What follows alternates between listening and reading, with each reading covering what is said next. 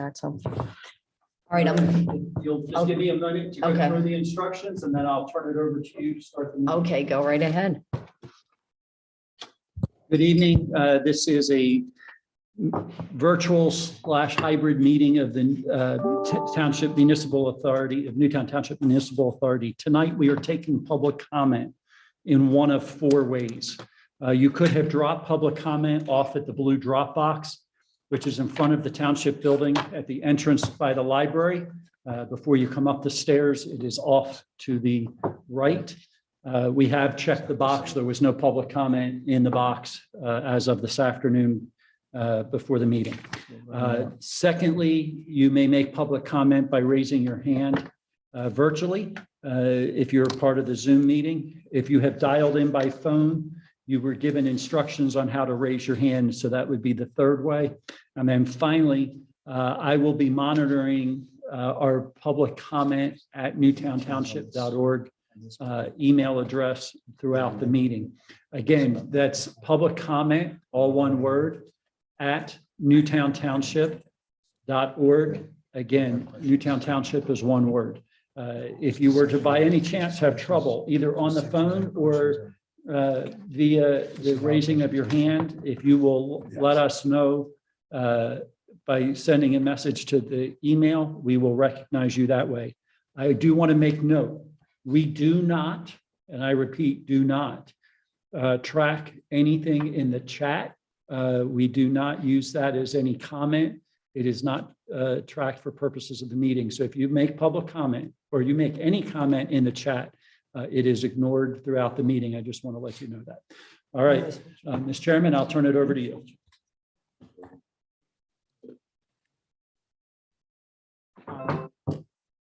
Okay, call to order the meeting of the Municipal Authority of February 2022. I'll take a roll call. Mark Kay. Here. Louis Rosenthal. Here. Paul Montefiore. Here. Maria Kane here. And Tom? Yeah. All right. Okay, first thing on the agenda is a moment of silence.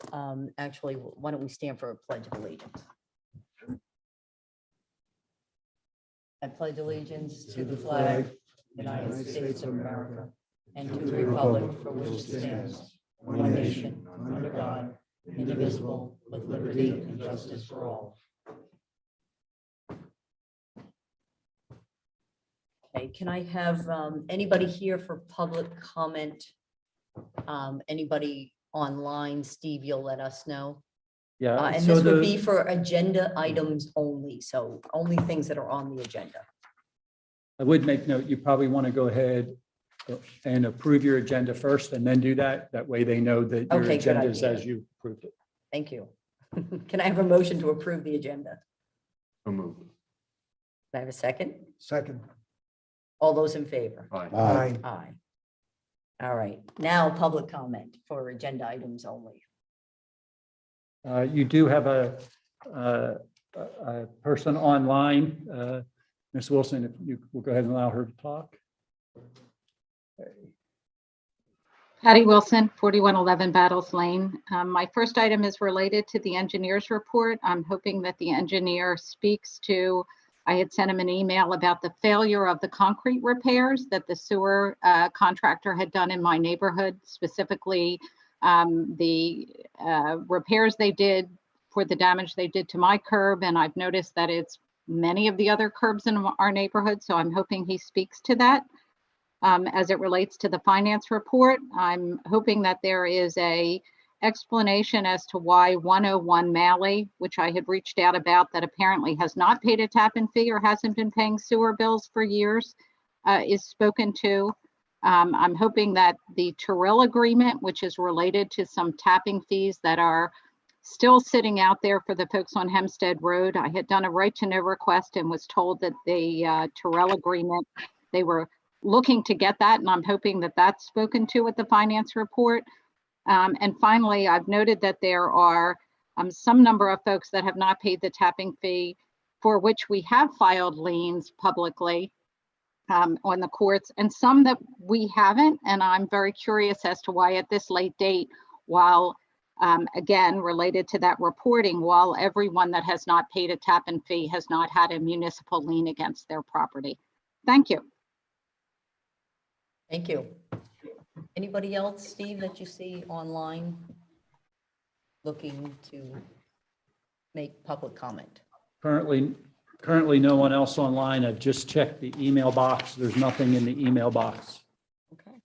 All right, next item on the agenda, 7.1. Just would make note, I don't know if the gentleman that's here in the audience, I didn't offer for people here in the room to make public comment, but no, I okay. did, so, Oh, okay. I apologize. That's okay.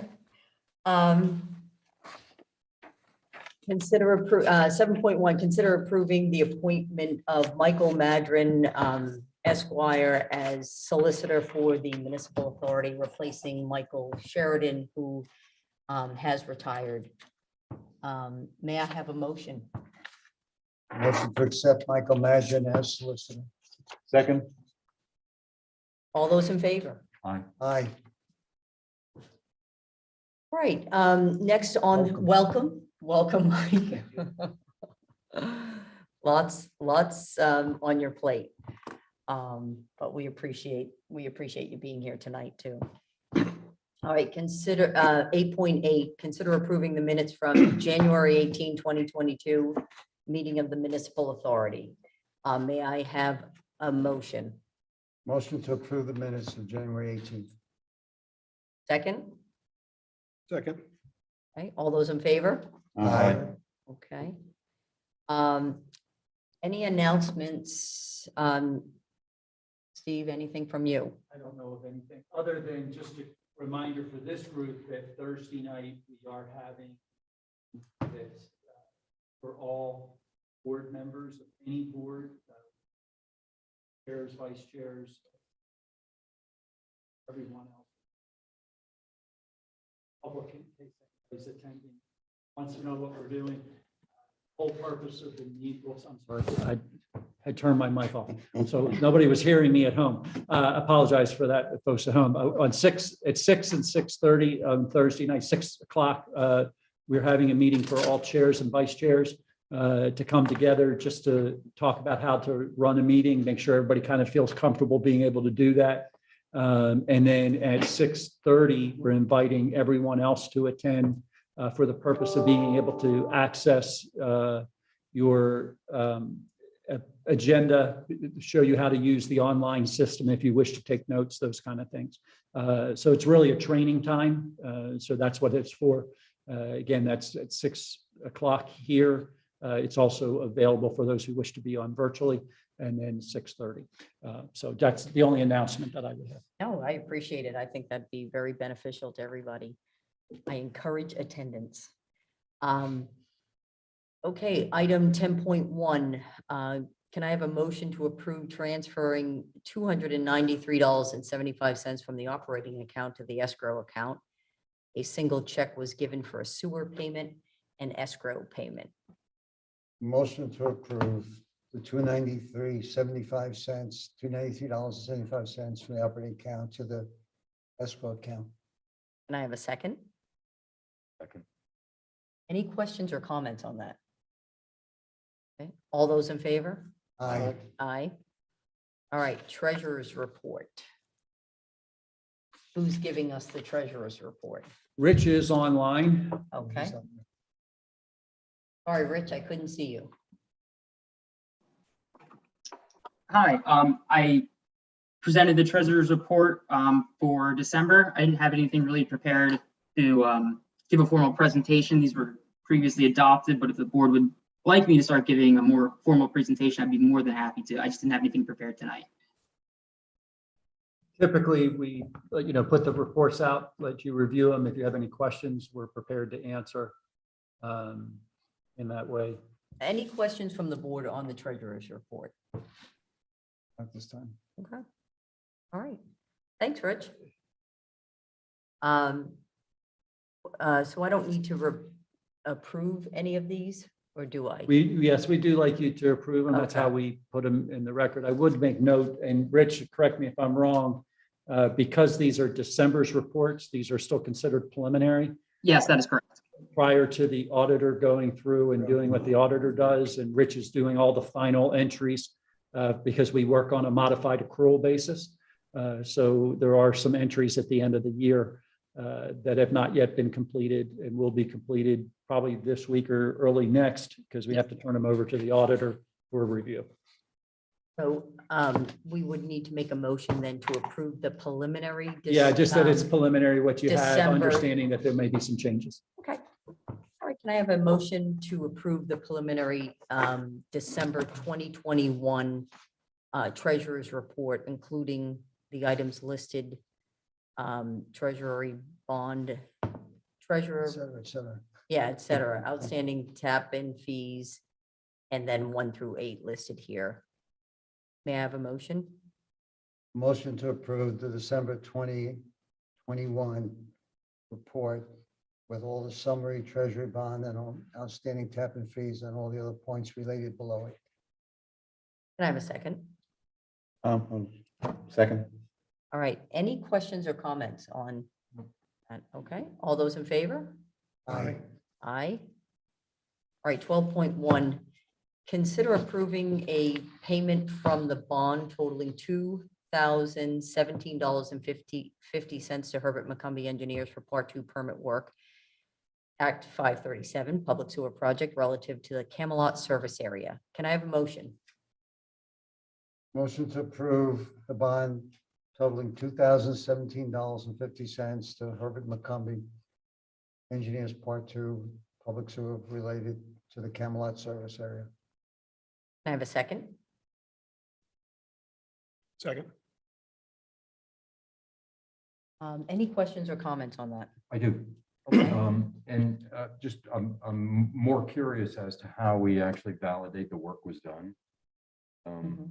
I understand we're paying, but do we have some type of a sign off?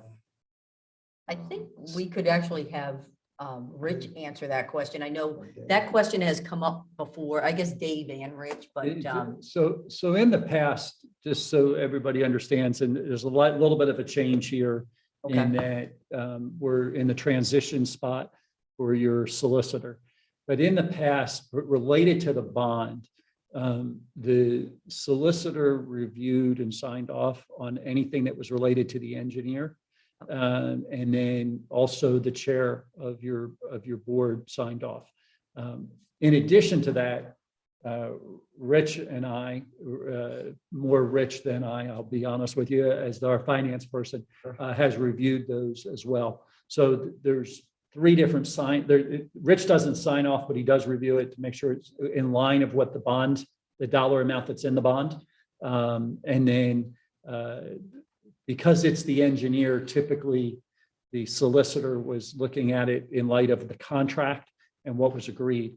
I would probably note that this one has not been reviewed. We're getting near the end. I don't think there's a whole lot left outstanding. And I see Dave shaking his head no on the screen here. And so we're, like I said, we're getting kind of near the end. The larger payments have been pretty much made. I think we have some dollars left, but I think we've been in line with what the bond had called for, what the whole project had called for, and in line with that. all right, can I ask a question then, Dave? So for this particular payment, since there has been this transition, not only in the chair, but also with the solicitor. So for this particular bond payment, what process did you follow for your account? So as Steve noted, we're kind of at the tail end of the project now. So you'll notice that 12.1 is about double of what 12.2 is. 12.1 is related to engineering work in the Camelot service area. And as the board, at least some of the board members are aware, the tail ending of that project occurred or is occurring as we speak. So my work over the last month with regard to the Camelot service area was relative to responding to resident questions, contacting the Delaware County Conservation District to discuss permit amendments, reaching out to contractors to discuss final payment items, researching where we are as far as punch list items and discussing that with the authority chair. And that's pretty much it in synopsis. The 12.2, the Ashford service area is similar, but there's not as much remaining work. In fact, most of the work right now is punch list items. There's a couple of items in my engineer's report that I had been responding to resident questions and concerns and helping them to coordinate getting their properties restored and coordinating getting reimbursement payments from the authority to those property owners. And as we received one public comment, I'll mention that right now that, we did receive an email to our office with regard to how our contractor had done some curb repair. Apparently there's some areas where the patch that they've done on some of the curb is failing. So that's some of the items that have come across my desk over the last month, which is representative of what that cost is. Thank you. Okay. Okay, I think we just need a vote then on 12.1. All those in favor? Aye. Aye. Aye. All right, 12.2, consider approving payment from the bond totaling $937.50 to Herbert McCombie Engineers for Part 2 permit work, public sewer project relative to the Ashford service area. And I have a motion. So moved. Can I have a second? Second. Any questions or comments? All those in favor? Aye. Aye. Aye. All right, 12.3, consider approving a payment from the bond totaling $308 to Michael Sheridan for professional services associated with 537 Public Sewer Project. And I have a motion. Motion to approve the $308 to Michael Sheridan. Professional services with the 537 Public Sewer Project. Can I have a second? Second. All those in favor? Aye. Aye. Aye. And I have a motion to approve $65 refund to Huang Naijen at 1265 Cedar Grove Road for an annual renter's registration paid to express bill pay in error. So moved. I'll second. All those in favor? Aye. Aye. Consider approving $348.50 refund to Inspire Wellness and Nutrition at 48 Farrier Lane for an escrow payment to express bill pay in error. Can I have a motion? So moved. I'll second. Any questions, comments? All those in favor? Aye. Aye. 12.6. Can I have a motion to approve a $65.75 refund to Hillary Boucher at 106 Brook Hill Road for a duplicate sewer payment? Can I have a motion? So moved. I'll second. Any questions or comments? That Mark first. Yes. Yeah, with me second. All those in favor? Aye. Aye. And 12.7, can I have a motion to approve an $894.30 refund to Elizabeth Stefanade at 399 West Baltimore Pike for a tax payment to express bill pay in error? So moved. I'll second. Any questions or comments? All those in favor? Aye. Right, 13.1. Can I have a motion to approve bills on 2021 check register A dated February 22, 2022 totaling $7,209.34? So moved. I'll second. Any questions or comments? All those in favor? Aye. I can I have a motion to approve bills on 2022 check register A dated February 22, 2022 totaling $557,102.95. Can I have a motion? I'll make the motion. Can I have a second? Second. Any questions or comments regarding this? I do, and it's more about timing. So the sort of the large checks to CDCA, Are those quarterly or? Yeah, typically those are quarterly, as are the ones with RHM. The only time that we hit that it may not be under the typical quarter, occasionally there's a true up at the end of the year for both CDCA and RHM. I will say over the last couple of years, the true up in RHM has actually been we paid less. CDCA, I anticipate that we'll have a true up sometime for fourth quarter this year, for the fourth quarter of last year, sometime in 2022. Particularly since we've been adding new customers, typically our rates are set based on what the usage was the prior year, and so when you add 100 new customers in a year, you're bound to have a little bit more usage, and but we have not gotten that at this But point. it's based on a red meter. It is so I But believe, and Dave Porter can correct me if I'm wrong, but I believe there's 4 meters that go into RHM that are red meters. Correct. And I think it's just 1 or 2 meters going into CDCA, 2.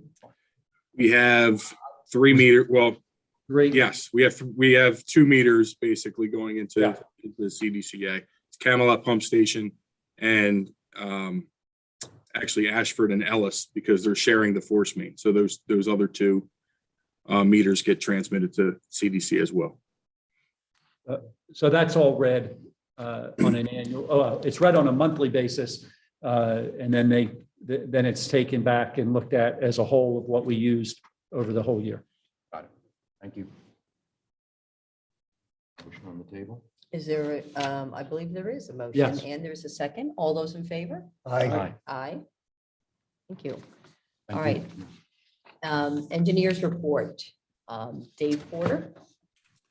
Okay, thank you. I'll start as usual with our sewer project update. And as I briefly mentioned earlier, most of the work remaining, save for the Camelot service area, is coordination items really with the contractor and property owners for the most part, relative to restoration. So 2 properties of note that I've been in touch with over the last month. One is 4019 Fox Hill Lane, which is the Lairdison property. And for some of the newer members' benefits, the authority agreed to reimburse the Lairdisons for doing some landscape restoration and lawn restoration on their property. This is something that had been discussed at length in the past with regard to our contractor that came in and did restoration, ultimately got it restored. And then subsequently, there was some tree work that needed to be done that the authority contracted with a tree contractor to get those trees removed. It subsequently disturbed some area on the property. The authority's general contractor disagreed with the requirement to have to restore there. They also, by the way, disagreed with having to take the trees down. So there's that argument as well. But nevertheless, the authority did vote to reimburse the Lairdisons. They went out and sought an independent contractor. The authority agreed on that price as a maximum price for their restoration work. The Lairdisons had a portion of that work completed in the late fall of 2021. I was able to get out and meet with the Lairdisons last week to verify those plantings were installed. So of the total, which was about $13,000, they've completed about $6,000. Well, they've completed $6,962.10 worth of that restoration work. Most of it was plantings done by their independent contractor. Some of it was plantings done from material that they've sourced independent from that. But nevertheless, that does fall in with the total cost for their project. Their contractor will return in the spring to do the lawn restoration. For obvious reasons, they didn't do it in the fall of the year because they're planting trees and they would take advantage of the spring planting season for the lawn restoration. So understanding that I was only able to get out last Thursday to do that verification work, we submitted a fund requisition form for payment out of the bond for reimbursement to the Lairdsons on Friday. So there may not have been time enough to get that added to the agenda, but I did want to bring it to the authority's attention that this work was verified and it has been completed. So, it's, if the authority pleases, that's something that they could act upon at either this meeting by maybe amending the agenda or putting it on the next agenda for the next monthly meeting to act upon. I did speak with Chairman Kane about the requirement for them to execute a release agreement, which Michael Sheridan was working on with them. I do not know the status of that. So that's something obviously that would have to be figured out in connection with the authority releasing those funds. Are there any questions on that topic for the? On that topic, if you don't mind, Dave, so the amount that they're requesting right now, is that the amount in full that they're requesting? No, it's just for the tree planting that was completed. They had a number of trees and shrubs installed. I verified quantitatively that all have been installed per the the quote provided by their landscape contractor. So I did actually go out and physically count all of the trees and shrubs that were installed and counted the ones that the Lairdsons also supplemented. So that has been completed, and I verified that to the total cost of $6,962.10. All right, my concern is that we've adopted a motion to approve a certain amount, to a maximum amount to be paid to them. They now, it seems to me that, I mean, I don't know, maybe I'm looking at this differently, incorrectly, but it seems to me they're looking for now, 2 payments towards something. And I don't know what this next payment is going to be and how can we get them to sign a release until all of the work has been done. And I do think, we will need a release in place in order to make that payment to them. And I mean, the release is for us. I mean, we're not doing the work. We're just saying we're paying you a certain amount of money, and in exchange for that, you're going to release us from any other responsibilities with respect to restoration of your property. I don't know how they could sign a release until all of the work is done.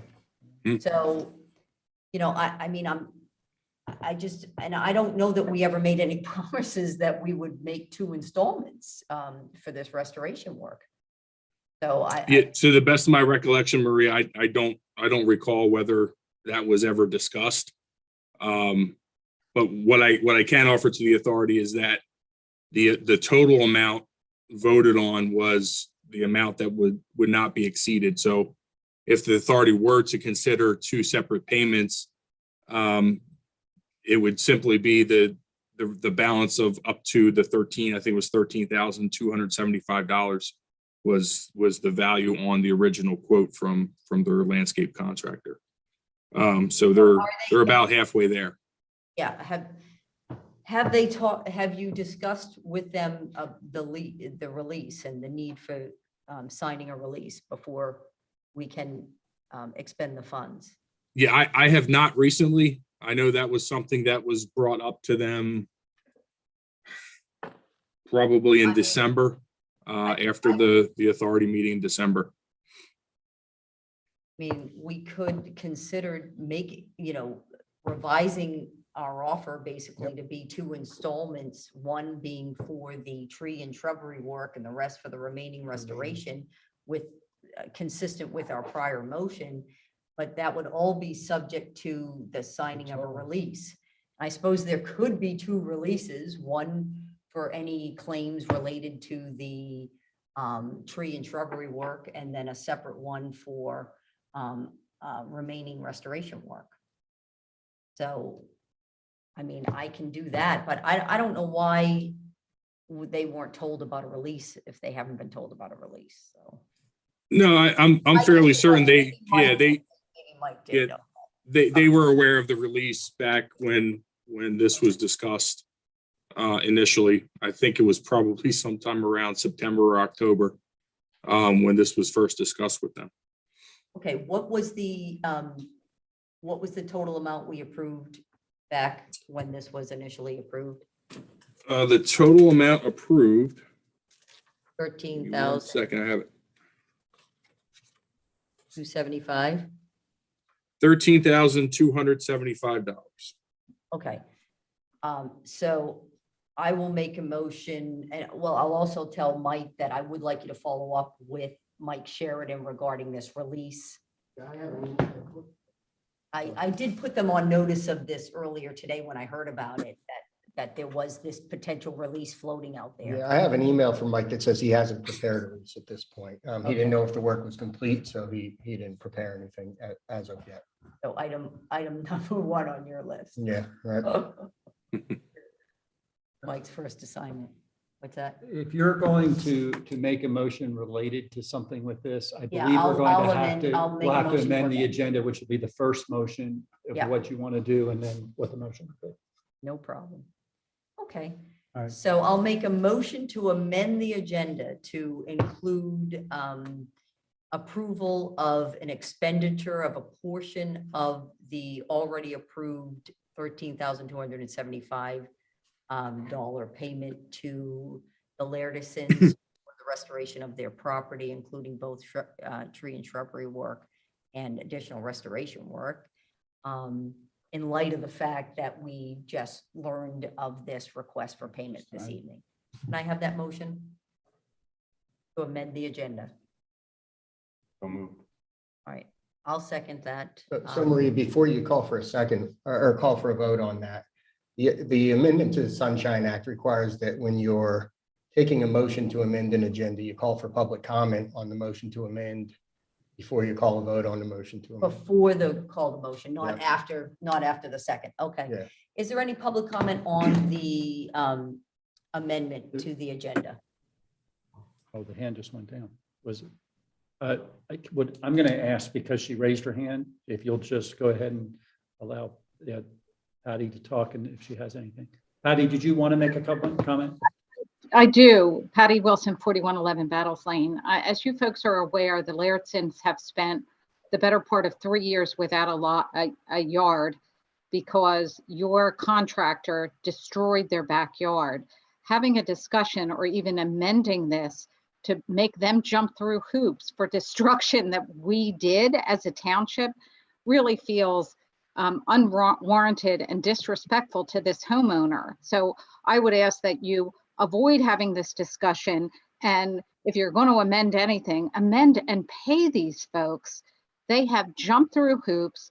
They have been good citizens. They gave you the easement without asking for any compensation, and they've been without the use. So to make them wait and make the contractor wait for payment, to me is unconscionable. So I'm going to ask you not to amend and just do a motion to actually pay this bill on their behalf, since honestly, they are the nicest people in the world and they've been kind and patient, and we've not treated them the way we should. Thank you. Thank you. Okay, so there's a motion. Any other comments? from I the don't see public? any other hands raised. I am checking the inbox, just one more chance, just to make sure. And there's no new information in the email, so I think we're good. Thank you, Steve. All right, so there's a motion to amend the agenda to make a payment to the Lairdisons for the tree and shrubbery work. Not to exceed the $13,275 with the understanding that there'll be a second payment to them for the balance of the restoration work. So only paying for work actually done. Can I have a second? Second. All those in favor? Aye. Aye. Aye. And can I Okay, so that is for the motion to amend. That puts Okay, it on now- the agenda. Now you need the motion to actually take the action. Yes, so now I'm going to make a motion to pay to the Lairdsons $6,962.10 for tree and shrubbery work, subject to their execution of a release that will be presented to them by our council. May I have a motion? So moved. Can I have a second? Second. Any comments or questions? All those in favor? What was that exact amount? $6,962.10. Thank you. All those in favor? Aye. Aye. Okay, I just am going to make for the record, on both votes, that was a unanimous vote, just because we'll go ahead and report that, Yep. who voted for it, because that's one of the requirements. okay, gotcha. Thank you. Also, comment for Dave. Dave, on Camelot Pump Station, as you know, we still have that one pipe that's not covered properly. That's got a wood frame around it. It's been there for like 6 months. Is that Yes. progressing? That is something that the electrical contractor has not responded to me with regard to. So I've been emailing. I think you saw, Mark, I copied you on the last email to them. I also need to place some phone calls. So let me see if perhaps some other folks, some other avenues that I can explore will be effective in getting a response from them. Right, so obviously, until that's done, the pump station is not complete. That's correct. Yep. Everybody's aware. But remember that this is under the electrical contractor's purview. Yep. Not J.O. and Bradley's. So we have two separate contracts for that work. Thank you. Sure. Anything else in your report, Dave? Yes, so similar to the Lairdsons, there was a gentleman whose family resides at 321 Crum Creek Lane, Mr. Joshua Abel.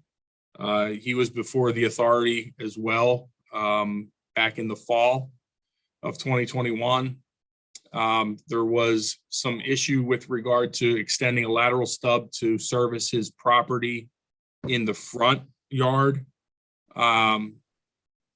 Long story short, he ended up having to make his connection to the easement that he provided to the authority in the rear of his property. That was after he had already gotten a quote from a plumbing contractor to do the work. The plumbing contractor came out, found out in the front yard he was not able to make the connection due to elevation discrepancies, and provided an additional quote to get him connected up in the backyard. Mr. Abel did grant the easement to the authority at no cost to the authority. So he had been very cooperative throughout the entire sanitary sewer construction project. And the authority in the fall also agreed to reimburse Mr. Abel for the additional cost to connect to the rear yard instead of what was originally anticipated, he connecting to the front yard. So the difference in the cost was about $9,500. I presented to the authority in December that work had been completed and tested and installed. And at that point in time, was directed to go back to the property owner to advise him that he needed to sign a release agreement with the authority. Mr. Sheridan did reach out, or he reached out to Mr. Sheridan to work through that. And during the process, kind of disagreed with having to sign the release, because at the time that the authority agreed to reimburse him, discussion of the release was not brought up. So I think Mr. Abel may be in attendance at the meeting, and he's welcome to add anything else that he has to what I'm reporting to the authority, and the authority, I'm sure, is inclined to ask Mr. Abel any questions that they may have at this time. But what I do know is that being at the meeting where the authority approved that additional cost, The release was not discussed. It was discussed at the time that Mr. Abel presented to me receipts for the cost of the work after the work was completed and installed and tested, and we verified it was completed. And at that time, the authority asked me to approach Mr. Abel for a release signature.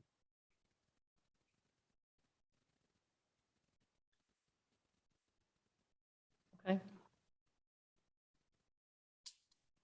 I mean, I'm not at this point prepared to amend the agenda to deal with this. I think we're going to have to take this under consideration. I would make note that Mr. Abel has raised his hand. We'll take his comment. Yeah, how you doing, Josh Abel? I just feel it's a little inappropriate to not amend or address this issue. I had done what you had asked me to. You had stated that once work was finished, I'd provide the receipts up to a certain dollar amount so that we could move forward and not get drawn out over months. I need the money to do some structural repairs to the home. And at the time when this was agreed upon, it was agreed upon for this circumstance, for this not to be drawn out. The next township meeting, I guess you had decided you wanted a release drawn up. But again, that was not discussed or part of requirements for the previous. It was not part of the requirements. And quite frankly, when I looked at the release and the agreement, it's completely out of favor, completely out of line, quite honestly, for me to have signed that and for the agreement that was drafted. I mean, the lateral was a mistake on the township. There was nobody overseeing. There was mistakes made time and time again. There was enough time, enough people that the mistake should have been caught and it shouldn't have happened. But there was, I don't even know what the terminology would be, but gross misconduct. I mean, there was extreme fault on your end. And it's a little disrespectful, quite frankly, for you to not want to address this right now and continue to drag this out. I had done what you had asked. I had satisfied your requirements, and you just keep continuing to roll it on and to push this onto the back burner. And I will repeat, I need that money to do some structural issues on the outside of my home. When I bought my home, I wasn't aware that there was an issue with the siding that has to completely come off because it wasn't flashed. Again, that's not your problem, but the money that is being put for the lateral installation, I need to go towards that. So for this to continue to drag on, it's just going to put me at a disadvantage. And quite frankly, it's I don't see any reason why it should. I had done what you'd asked. I mean, pretty much all I have to say. I appreciate your comments, and I think this has been totally vetted with our engineer. And I don't want to speak to any fault at this point. I think there's more than one player involved. That being said, we did approve making a payment, and as a municipal authority and public entity, it would not, be prudent, obviously, for us to write a check to an individual without having some form of a release. Now, if you're not happy with the work that's been done, I think we would need to know the status of that. I mean, if the work's done and you're ready for payment, we're ready to make the payment. But I don't know of a responsible public entity that would write a check to a homeowner without having a release in place. We did not physically do the work. Other third parties did the work, and we can't put our entity at risk for any of the failures as a result of those third parties. So it's just, it would just not be a prudent move. I mean, I'm just here as a representative of this authority, and I have to watch out for their financial best interests. So we're happy to pay you the money as we've agreed.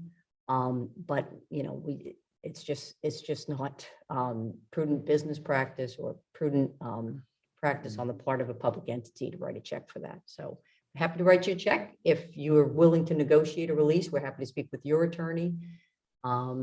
And if you have one, in order to negotiate terms that would be acceptable, we're not saying, sign here and things are over. We're, reasonable people. We have very competent legal counsel. I'd be more than happy to work with you directly or with your solicitor, or with your attorney, so. Yeah, thank you. And that can be done. But my question would be, who's going to pay for the legal fees from my end? Because again, that would fall under extra costs added due to the fault of the lateral installation. Well, again, I'm not going to speak to fault. I'm not going to do that. It's just not, it's just not a prudent thing to do. So. I mean, fault's been admitted already, but that's okay. Sir, I mean, this is not a court of law. So, if we want, if you want, litigation, something we're trying to avoid by giving you a check. So that's, there are a lot of parties involved here, not just the township. So. Sure. Okay. Thank you. And No, you spoke so there's on. no attorneys. We're not offering attorney's fees. We're offering to pay you an amount of money and to resolve this. It's the amount of money you wanted. So if you want the money, that's fine. We will provide you with a reasonable document that will be called a release. And if, again, you want to take some time to look at that with your counsel, you've had time to look at it. If you don't want to retain counsel for that, then that's up to you. It's up to you. So. I've spoken to a lawyer about it and they said, absolutely do not sign the release. It's complete. Okay, then the conversation's over. Okay, so again, if you want to retain a lawyer and try to collect attorney's fees, send us a letter. So. Sure, I understand. I'm just considering how you can justify this course of action, and for simply saying that. I just gave you an entire explanation. So we're going to move on with the agenda, and we're not going to amend it then to approve payment to you. Okay. I'm not okay with that by any means.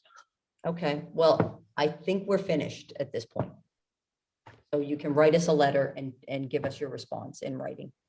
So just to be clear, what is it exactly you're stating? You're stating that My I need to sign the I think release. it's pretty clear that we are more than happy to approve tonight. I would be willing to amend the agenda and make a motion to approve the payment as authorized by this authority to pay you for the difference between the two prices of the connection, which was $9,500. Of course, we would expect a form of release. If you don't like the one that you have, we're more than willing to negotiate terms that are reasonable and acceptable to both parties. So we can still do that. And then you can talk to your attorney friend that you spoke with and come to terms with our attorney, who's a very reasonable person as well. Okay, I just want to state that he's not a friend. He's an attorney that I pay. So it's, again, added fees and costs that I shouldn't be having to bear. Well, we're, Yeah. again, as a public entity, we cannot pay your attorney's fees. So if that's acceptable to you, we will proceed. If not, then it's fine. Just send us a letter and we will take it from there. Understood. Okay, well, thank you. And I'm willing to try to negotiate the terms and to kind of reestablish a release if you guys are saying that you're willing to rewrite the release. Is that what you're stating? We'd be willing to negotiate the release to something reasonable and again, acceptable to both parties. So, Of course. Our solicitor would do that. Yes. Yeah, no, We being the we don't. We being the authority. Yeah, our solicitor will be negotiating the terms of the release with your attorney. Which I believe you've already approved that action. So Yes. I don't think you would need to amend your agenda tonight to do anything. That's true. Good point.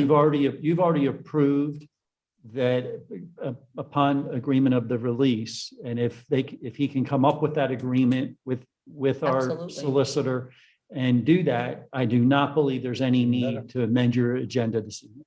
Thank you, Steve. I I agree with that. And so, yes, so we'll just allow our solicitor and instruct our solicitor tonight, Mike, to get in touch with, I'm sorry, what is your last name? Abel, Joshua Abel. Abel, with Mr. Abel and his attorney to negotiate the terms of a release. And Mr. Porter can give you some additional background information on that as well. Okay, and please, Dave, be in touch with Mike tomorrow. Great, thank you. Thank you. I maybe have a question or maybe just a couple of points. It sounds like a bit of a rigmarole to get to where Mr. Abel is. I'm just representing my own position. I don't think that that we should have residents laying out money and then waiting for the authority for a long period of time. I think it's important to get the release, obviously, but we should, in situations like this, I think we should move fast and come to resolution quickly because there are neighbors and without disregarding the fiduciary responsibility we have to the authority's funds. Have we delayed anything? I don't know. This whole I don't think situation so. is all, I'm just, again, I don't know the details of the situation. Yeah. Well, this is a long, process of getting everybody hooked up, and there is nothing more upsetting than having your yard We don't like it either. impacted, Absolutely. and then professionals getting involved and making determinations, and that result in, life's havoc for people. So, yes. So I agree. It's just a comment that's. I agree, and I appreciate it. And Moving on. Mr. Abel, we appreciate you. I hope you know that. And your patience. Great, Okay. thank you. Thank you. All right, so anything else, Dave? Do you have any more good news for us? Just a couple of more points. I just wanted to reiterate that Mr. K's point with regard to the electrical vault cover is duly noted, and I will strive to try to get that resolved for that community in the coming weeks here. I did want to make note that I met with the Springton Woods owners over the last month with regard to adjustment to the fence and gate at the new Camelot Lane pump station. I believe that's a separate agenda item, so I won't get into that too much here. The Old Masters service area, I have been in contact with Jalen Bradley with regard to their initial offer of a credit of $5,000 to the authority. In exchange, I've asked them to reconsider that, work with the authority for identifying where the warranties for the various mechanicals kick in, and work with us to extend those warranties to the point where they'll begin once we get started operating that pump station. So my understanding, my conversation with Mr. Chilson from Jalen Bradley last week was that he's reached all but one vendor at this point. He was waiting on that one vendor to get a response to me. He's also talked with the owners of the company with regard to the authorities' considerations or reconsideration of their proposal for the $5,000 credit. And he is supposed to be responding to me along with a final request for payment for the Camelot service area. He did provide to me the cost of the paving for Park Avenue, which is the last portion of paving that needs to be done on that side of the project. That total amount, I have it somewhere sitting here, is about $33,000. So that includes, and that's a subcontractor's paving for all of Park Avenue extension from Fairview all the way down to the terminus of that road. they provided that as just a pass-through cost. There's no markup for Jalen Bradley on that. So I directed them to just include that in their final request for payment for that service area. And then we can discuss any items that are we have a discrepancy with. So I'm still waiting on getting that request for payment. I was told I was going to have it last week. It did not come in last week. And admittedly, I was out sick a little bit last week, so I didn't have a whole lot of time to follow up. But I will be doing that here in the next week or so to get that, keep that ball rolling and get that information to the authority. That concludes my report on the sewer project. If there's any other questions, I'll be happy to answer them now. Otherwise, I'll continue with my report. I don't think anything. Okay. Just a couple of minor updates. One on the Ellis Preserve Sector 1 Phase 2 commercial project. I have been in contact with the DEP again to discuss, recall that there was a discrepancy in residual flow that the tabulation that I have on record and that the DEP has on record was a little bit different. I've resolved that with the DEP, save for one area where there apparently was two different planning approvals for the same phase of Springton Woods. So that redundant phase approval will have to be rolled into additional planning to re-release that flow. And there's also a question with regard to the Sunrise Assisted Living Facility, which I don't have record. That was prior to our involvement with the authority, representing the authority as the engineer.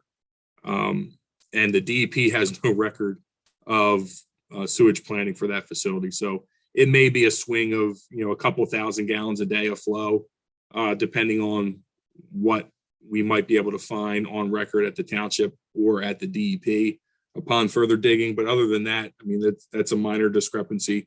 We could certainly look at water usage and establish a planning flow and get that locked in an additional planning effort if there wasn't already planning done. So there are some options available. I did coordinate some of that with the developer. They have submitted a sewage facilities planning module, which I believe the township was going to be taking action on at some point shortly. Stony Knoll, recall there was a 27 lot subdivision off of Wayland Road. I got word that subdivision is being revised down to 13 lots. My understanding is that the sewage facilities design is going to be similar to what the 27 lot approach was, in that they're going to have grinder pumps and low pressure sewer. They're still going to need to get an easement from the adjacent property owner. And I'll keep the authority abreast of those changes as they unfold. Lastly, Marple Newtown High School did resubmit their pump station redesign. However, when it was resubmitted, there were no attachments to the redesign. So I did reach out to their engineer, who did forward that all the attachments to me last week. So it's on my plate to get reviewed and kicked out of here probably sometime next week. So that concludes the engineer's report for this evening. Okay, appreciate it. Steve, any operations? Yeah, management just very report? quickly, I just wanted to let you know, KBX was out last week they're out every day during the week. I didn't want to, but they were specifically out last week. Those of you who've been on the municipal authority will remember that we've had some issues going down Bryn Mawr Avenue, Westchester Pike, with some grease buildup over time. We have brought in KBX, also RHM, to work with us and make sure that we keep those lines clean. Usually it's done, I think it's done about, for sure, once a quarter, but sometimes more often. It kind of depends. Harry gets out there from our public works team and looks at the line, and if he thinks there's any question, he calls them out sooner. But we are watching it, and that has actually been a positive for us. We've not had as many issues since we've been doing that. I won't say we haven't had any, but we've had a lot less. So they were out last week. They did the entire line and went all the way through and did a cleaning. So I just wanted you to be aware of that. And as always, we continue to respond to the calls for 811. We go out and mark the lines for you. We've been doing that on a regular basis. Thank you. Okay. All right, old business. I have a motion to approve the November treasurer's report. I just would make note before you do that, the reason why you're doing that is it was presented, but we never actually approved it in December. And so we're going back and cleaning up something that just hadn't gotten full finalized in December. I gotcha. Okay, now that it's been finalized, how about consider approving the finalized November treasurer's report? Can I have a motion? Motion to approve the November treasurer's report. I'll second that. Any questions or comments? All right, all those in favor? Aye. Aye. Okay, consider approving the proposed 2022 budget. Guess that's it. Yeah. If Municipal I may, Authority budget. Madam Chairman, I would like to address just a couple things. I think it would be helpful and walk through, and I'm actually going to take some questions that were actually asked by Mr. Rosenthal of us recently. And I think it would kind of help I'm not going to dwell on it long, but if I can go quickly through just to make sure everybody's on the same page, understanding. We have made some adjustments since what was last presented to you. And I just want you to kind of understand what we've got going forward. If you'll recall, at the last meeting, we had talked about the fact that we were going to look at covering debt service with tap-in fees, but there was a gap. If you recall, there was a gap. I don't remember the exact amount, but I think it was, about $300,000, if I remember right. And so we believe that, and we actually know that Equus is prepared to pay their tap-in fees. And so we budgeted $750,000 for that. I actually think that number is going to be larger, but there's a little bit of a question of whether they paid a holding fee. We've gone back and looked. We don't have any record of that. If they show record, then we'll have to figure out what's happened. My guess is it was never paid. Right. We might be able to say that there's sometimes if something gets missed from here or there, I think we would know where 750,000 is. Right. So Yeah. I'm just saying that. So, I hope. huh? I said, I hope I would. Yes, exactly. So we are prepared on that. We think that that's the right answer to put that in. There was a question about whether or not there's a risk of not collecting that. There's always that risk if for whatever reason we can't move forward with the old Masters pump station in 2022. There is a possibility that there's an exposure there that we wouldn't have those tap-in fees. I believe that we'll be able to move forward in 2022. We still have 10 months to accomplish that and get moving forward. I sure hope that we're not sitting here next year at this time discussing whether old Masters pump station is up and running. So I think it's reasonable for us to do that. The question was, what would we do if we didn't get those dollars for the tap-in fees? If you'll recall, we actually have collected tap-in fees and we're holding them in reserve for payment of the bond. And so, they're there. And so we could write that check this year without the new fees coming in. That's not our preference, but we could. Yep. And so I just want everybody to know that that's covered in that way. And Steve, the process of the 750,000, do we have to invoice them or? We do have to invoice them, and that's why we're going back and forth. We want to make sure we invoice correctly. And I've asked, Rich actually has asked them as well as I to just provide the payment that they think they made and show that it was paid, that we cashed it, and then we would take action accordingly.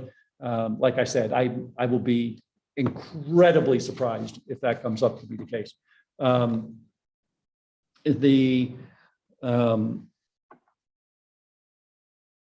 So I talked about all of that. We did also, Rich has looked at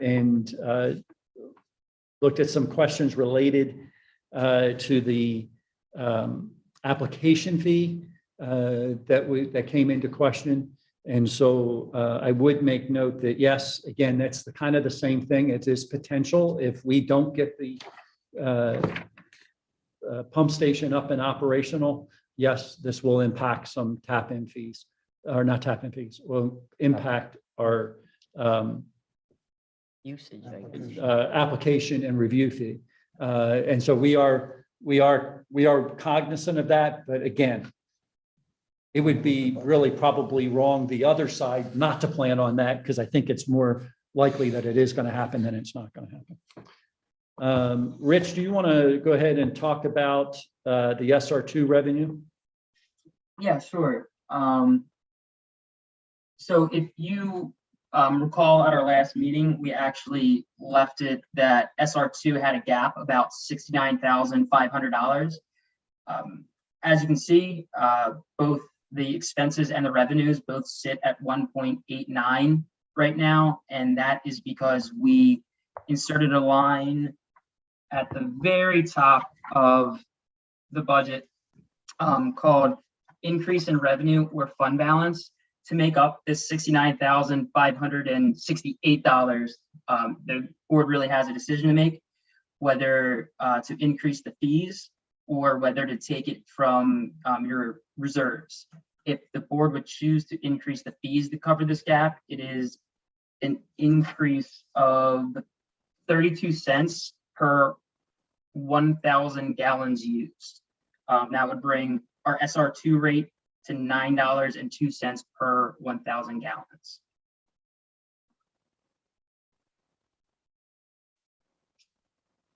So I would just make note on that, nobody ever likes to increase fees, and it's, we don't present a budget to you lightly that has an increase in fees.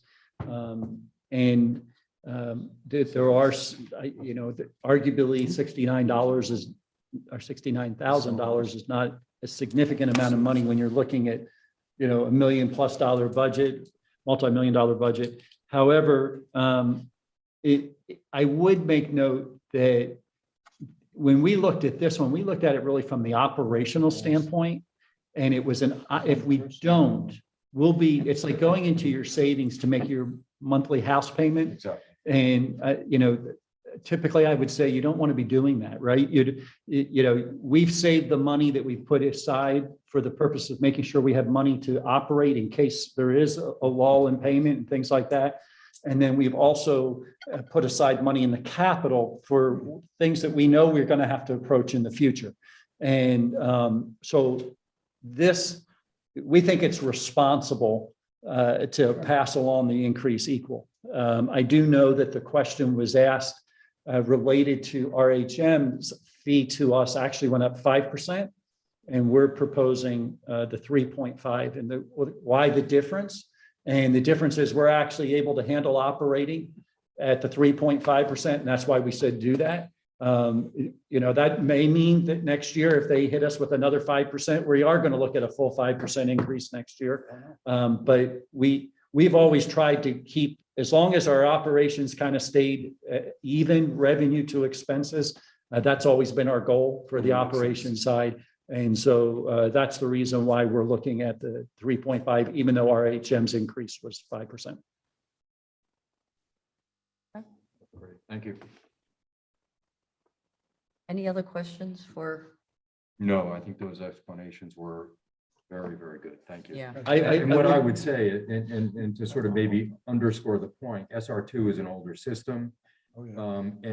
And over time, the need for the capital account to provide funds to remedy issues as they come up will probably be bigger and bigger. And so I think it's very Definitely. responsible to make that proposal. Mhm. okay, so. Rich, do you want to real quick cover, I'm sorry. No, We're going to real that's quick cover okay. SR3. Yes, and, good point, yes, go ahead. Rich, Yeah, so you kind of already summed up SR3. The two major differences that you'll see from what we presented before is the addition of the $750,000 in the tap-in fee revenue.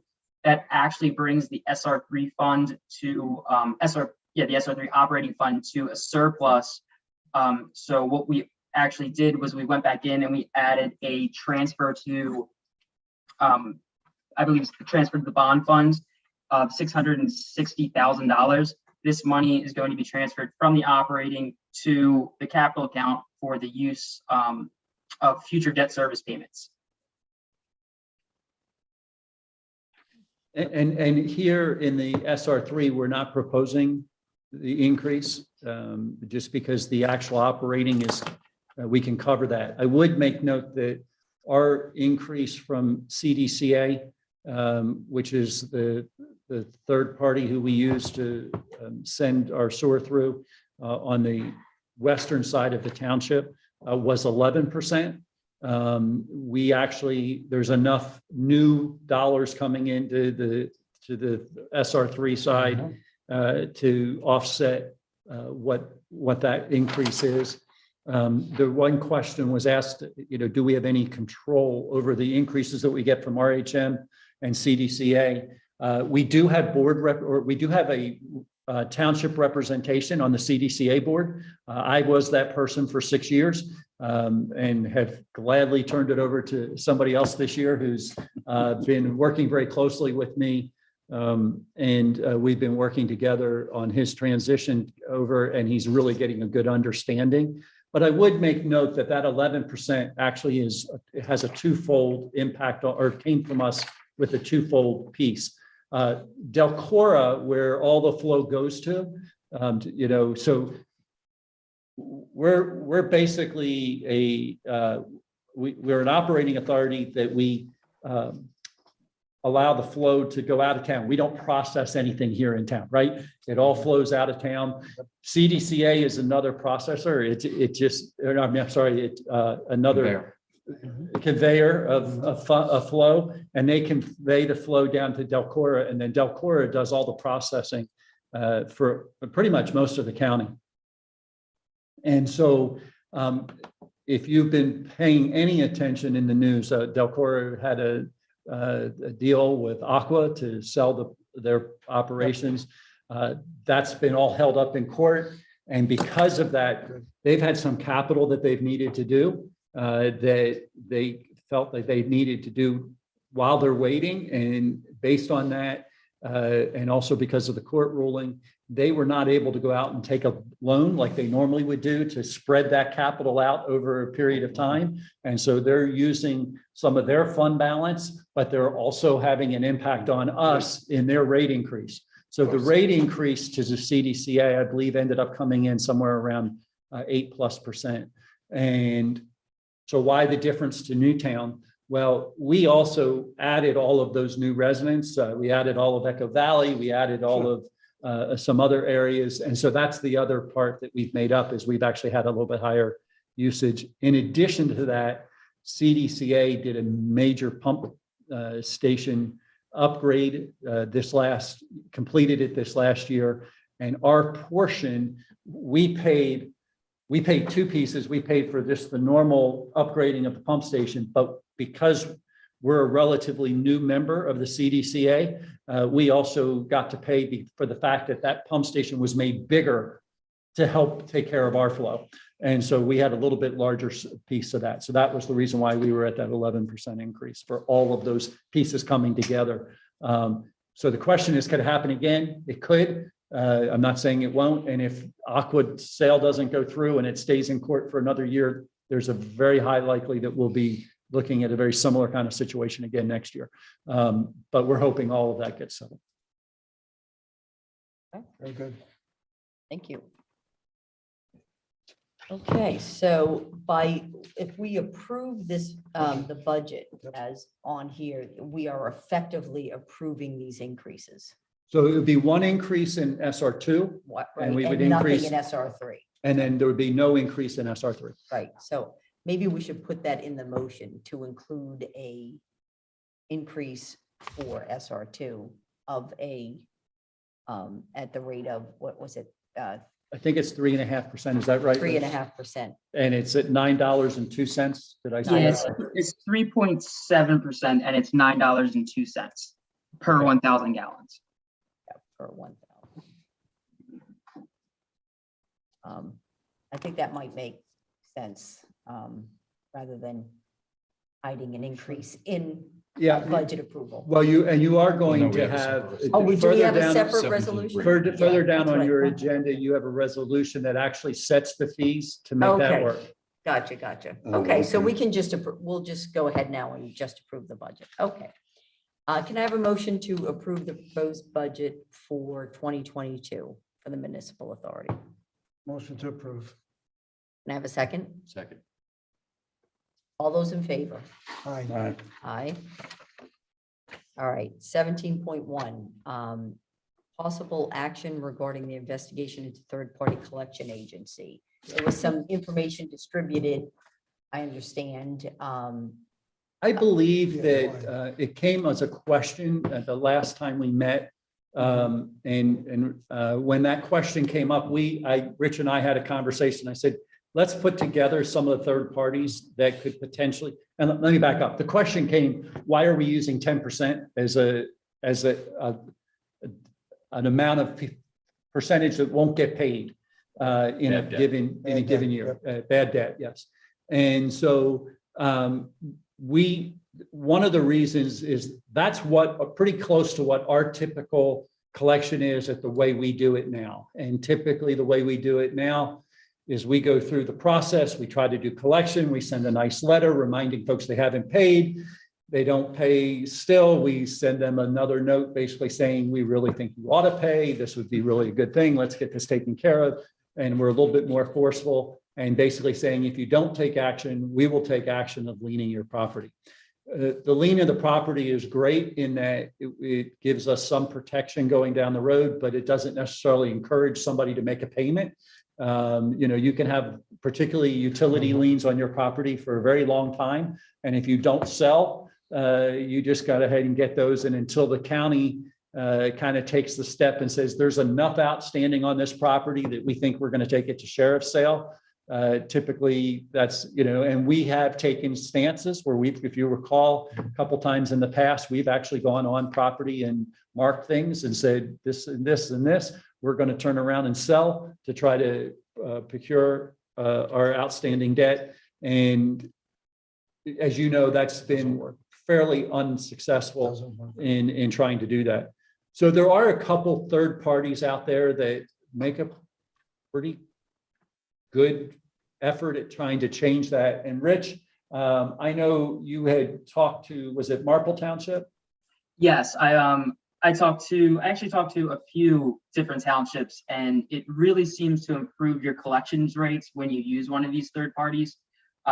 Just using Marple in particular, just because I know their numbers off the top of my head, they would also have approximately an 8 to 10% bad debt allowance, and then they would hand this over to a third-party collection agency, and they would, I believe they said they would get it down to about 2 or 3% after it actually went through the whole process. So it is a proven way to increase collections. Right.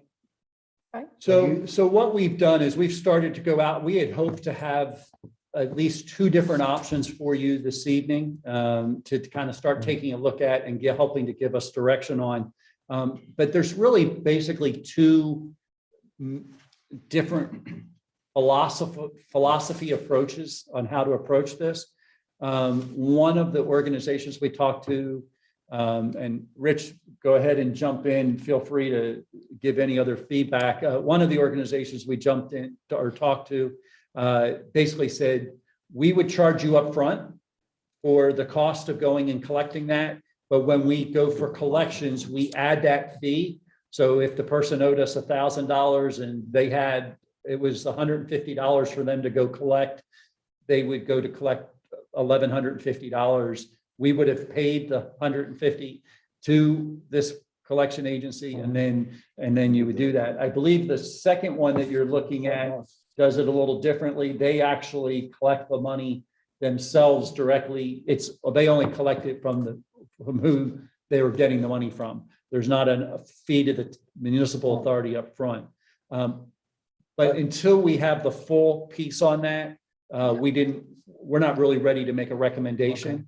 Like I said, we had really hoped, I think Rich was hoping to have it as late as even today. And I assume you Yeah. get it, Rich.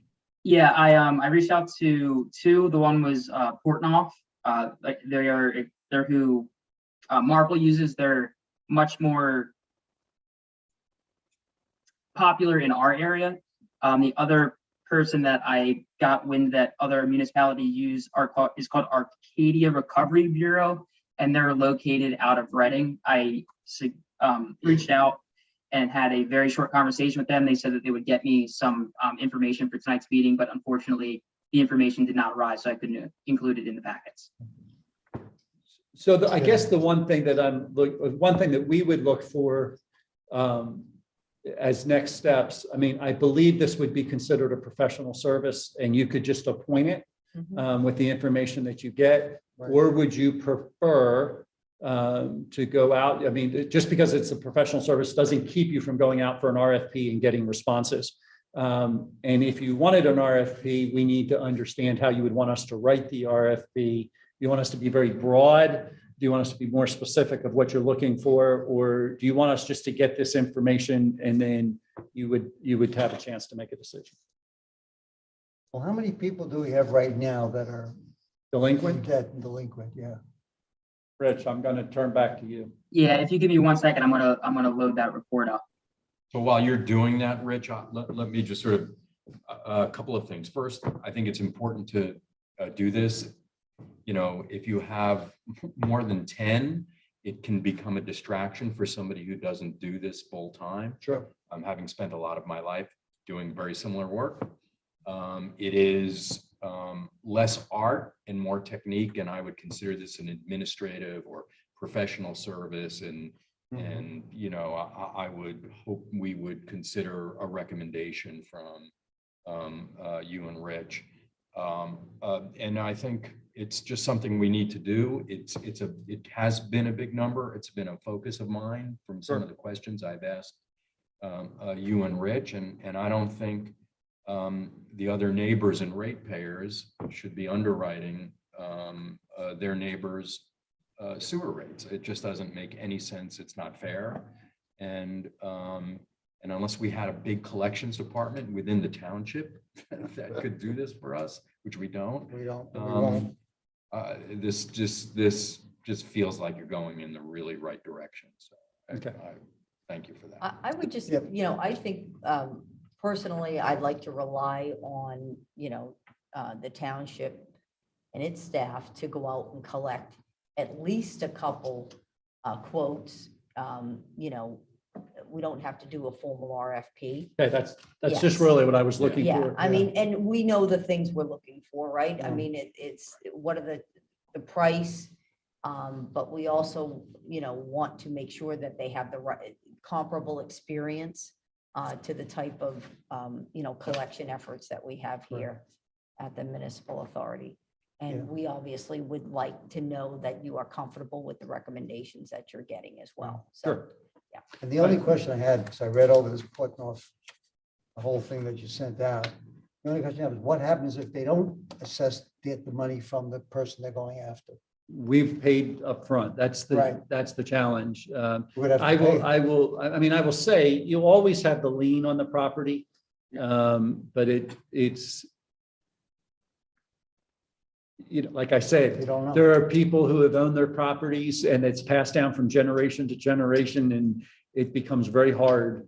A lot of times we don't even know that transfer happens. And when you don't know that transfer happens, the lien just kind of only moves on to the property. And so, you know, I wish I could sit here and say, there's a definitive time that we will always collect this. It's a little bit harder. I think we've talked about, like, you know, I came from Phoenixville, and when somebody didn't pay their sewer, we just turned off their water because we controlled the water. And usually they didn't pay the water bill because it was attached to the sewer bill and it was real easy. And believe me, that gets people's attention very quickly. But I do think that in light of that, that's really not an easy way to go. We've talked about that. Our prior solicitors kind of walked us through that process. This seems like it can move us from that 10%, hopefully closer to the 2 or 3 is Rich has found out. And we could decide whether it's 60 or 90 or 120 days and. But- and- Yeah, you do, Whatever we want. you work with them to kind of set what your direction is, what you're willing. And you work with us to kind of determine, typically, I don't, somebody that's 1 quarter late, we don't send that in. I mean, that's somebody just not making a payment by accident, that's us sending the extra letter. That's us still doing things in-house. It's that person who hasn't paid for an entire year or, and we're sitting here going, We now need collection We efforts. now need or collection it's efforts not to make gonna- that it's not happen. gonna happen, Yeah. So that's And great. that's typical, I'm, one of the things that I've, been aware of is that we live in a community where we do have a lot of people that travel. And so we do have periods where people miss and don't pay, or they, just, they wait until they get back from their summer vacation, or, they're spending the summer someplace else, or they're spending the winter someplace else, and then they get everything trued up. But that's not the reason why we have that amount of outstanding debt that we have, or outstanding collections that we have. So it's the people that are really using, as Lewis said, it was people who are using the other ratepayers to help subsidize where they are right now. And so that, I think it makes sense. Okay, well, we appreciate you following up on that and maybe getting at least a couple of quotes so Yep, that there's we will do that. something to compare. Yep, We will Okay. do that. All right, so then moving on, there's a 17.2 discussion item for possible action regarding a fence located at the Camelot pump station. Let me hand this out. We're on the same page. I know these were in the booklets, but you probably don't have them with you. This is the part of the presentation. I'll talk you through, explain why I'm talking you through it. Well, I'm not sure, Mark, you should be talking us through this Well, because you should not be, I can't vote anyway. right, but I don't want you part of effectively the deliberation. Well, yeah, so I mean, Mark's a resident, right? So he's entitled to make public comment. Right, so I I'm talked to wondering, Michael a number of times. maybe, I mean, can he speak here from, as a resident? Is that Yeah, I okay? mean, I don't think geographically where he's standing. doesn't makes a matter. whole lot of Okay, difference, yeah. Okay, All right. Let me give these out to you. Thank you.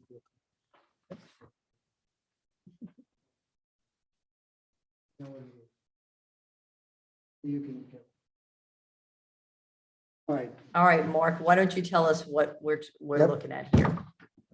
All right, well, first of all, let me start by saying myself and Tom Greco definitely recuse ourselves from this, from voting on this, as we are members of the Springton Point Woods HOA.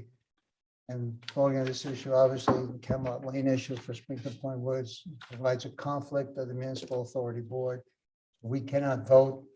And I talked to Michael Madden earlier about this a couple times during the week. Sure of that.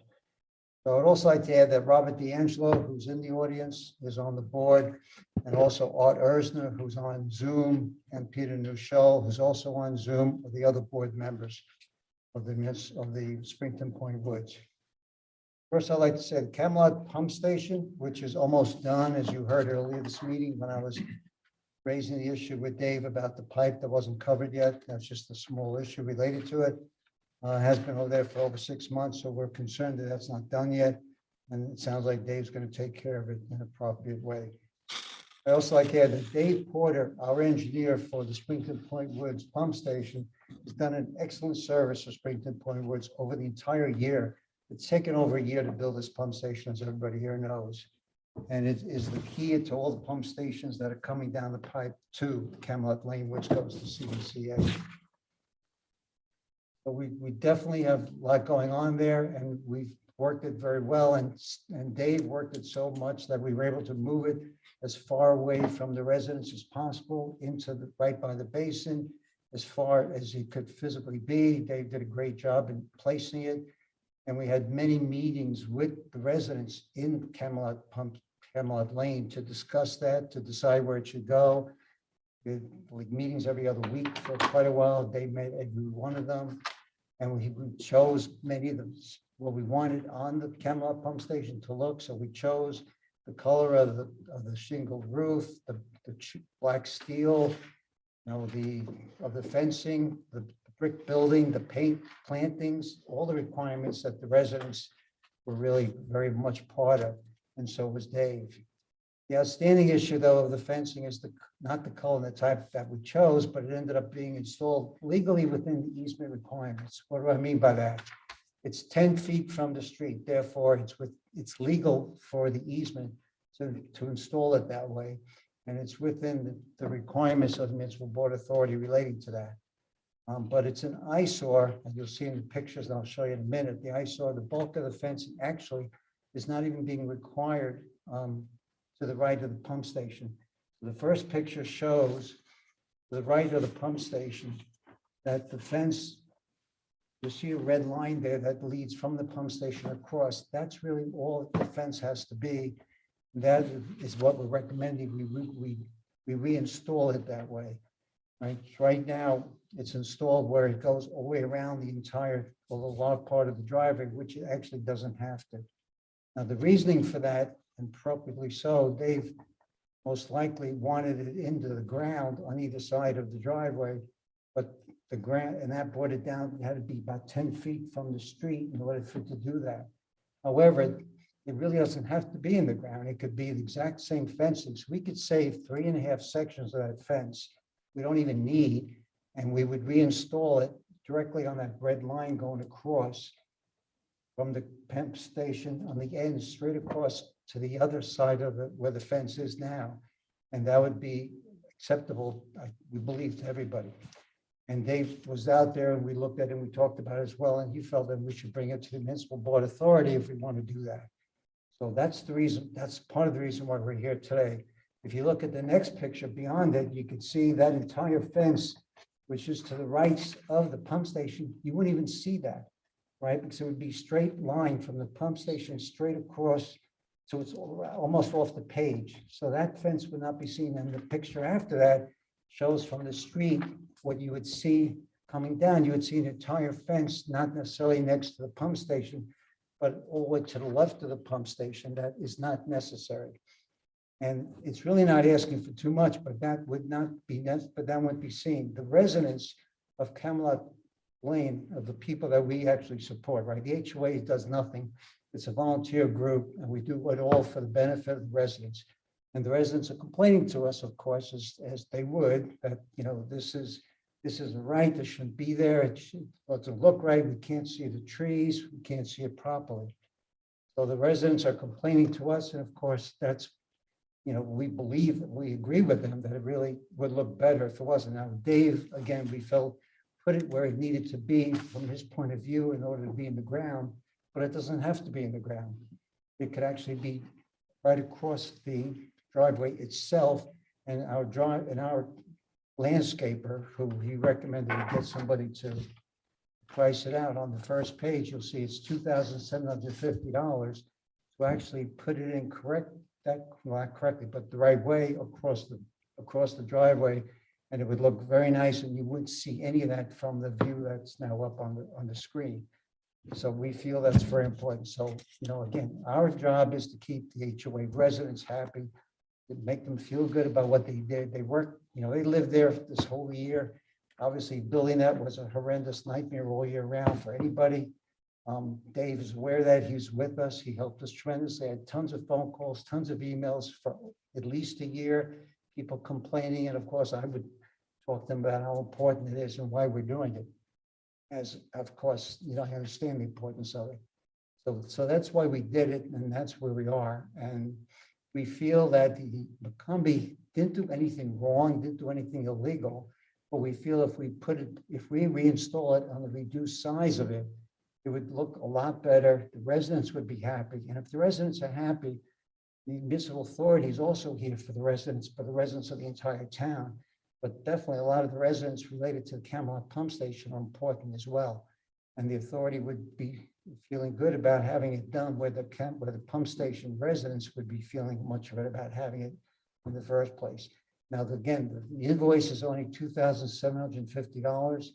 To reinstall it, we would have 3.5 pieces, sections of fence that we're not even going to be needing to use. We can give it back to the town if they want it.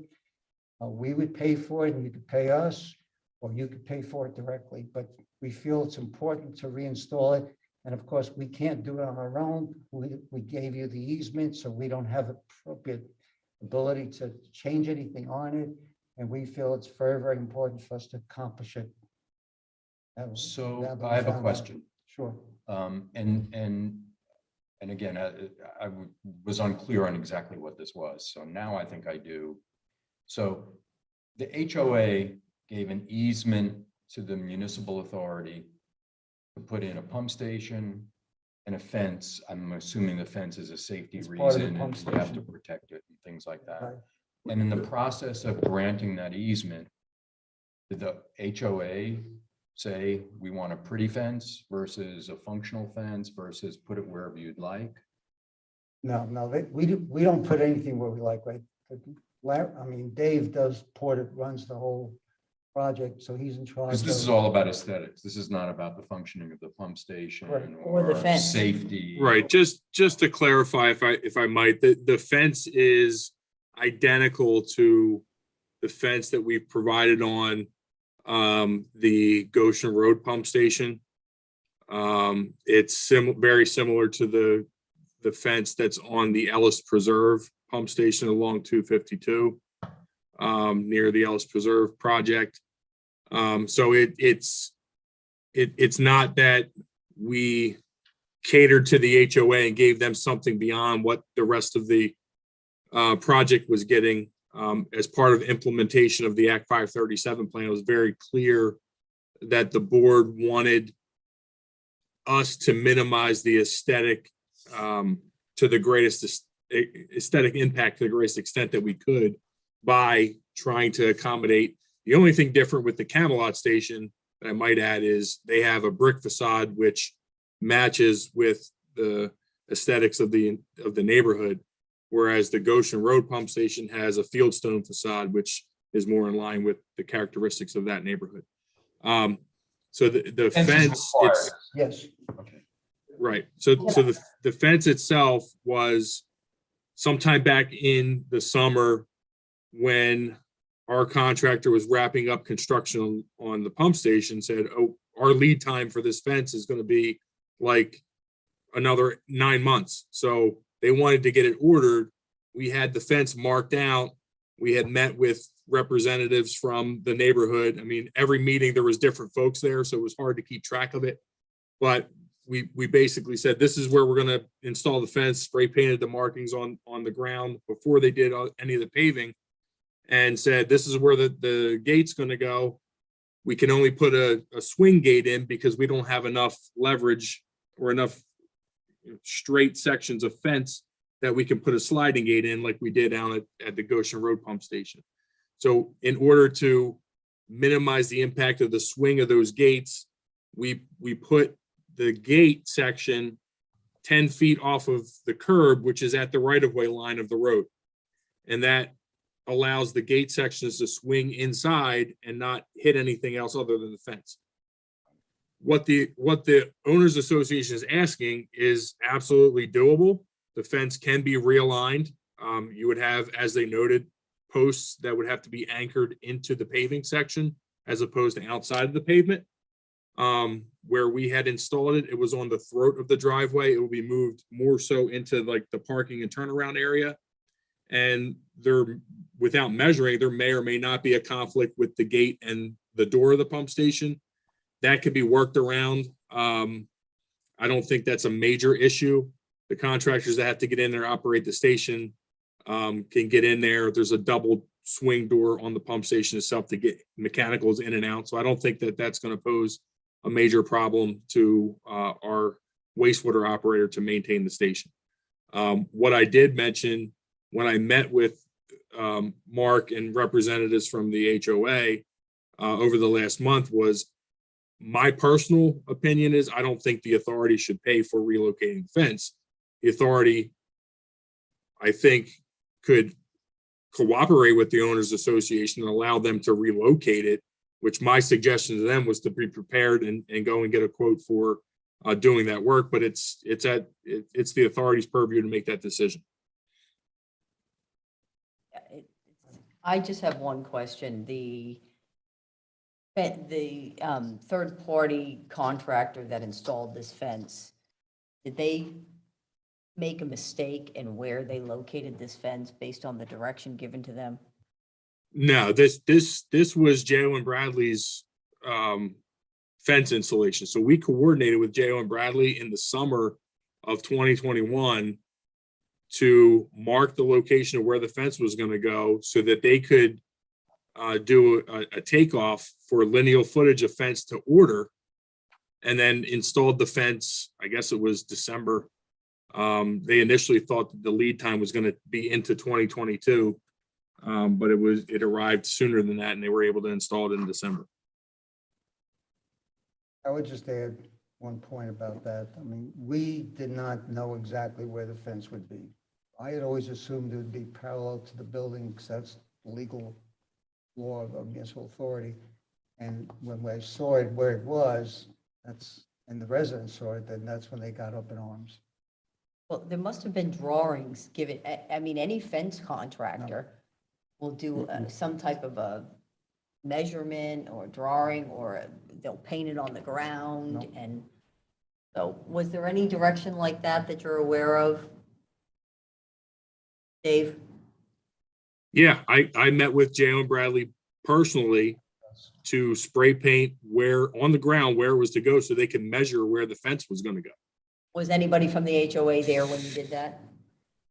I don't recall, Maria, at that time that we physically marked it out, but I believe that members of the HOA did review the location of that after it was marked. I mean, there were so many meetings We have out members there. of the HOA here. Did the HOA approve where this fence was going to go afterwards? I mean, what, after it was marked? All we saw was throughout the whole process, all we saw was some photos of other buildings with a fence on it. We were not involved in hey, this is where the fence is going to be exactly. There's no sign-off documents or photo, No.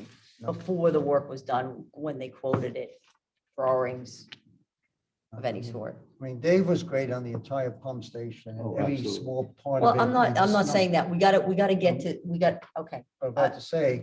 but when it came to the fence, we were I mean, not we're spending a involved. lot of time on this fence, so like. Dave, may I ask a let's question? just- So I as we appreciate build everything you're saying, Mark, but- or redo these pump stations, is it, or has it been your policy to try to make the pump stations fit in with the environment? You mentioned the Fieldstone at which pump station you mentioned? Yes, Goshen Road. Yes. Yeah, so, I mean, as opposed to just plopping down a cinder block structure like most places do. Correct. So we do try to make these things fit in. Correct. Okay. Can I ask another question? I mean, this is a very unusual discussion. How many members are in the HOA? The HOA is only many 5 homes? members, but it represents 150 homeowners. 150 152. homeowners. And have you polled your 152 homeowners to see if this could be split among the 150 homeowners? We talked about it with the Camelot Lane group, and we did not ask them how much they would pay for it. Less than $30 I mean, a homeowner.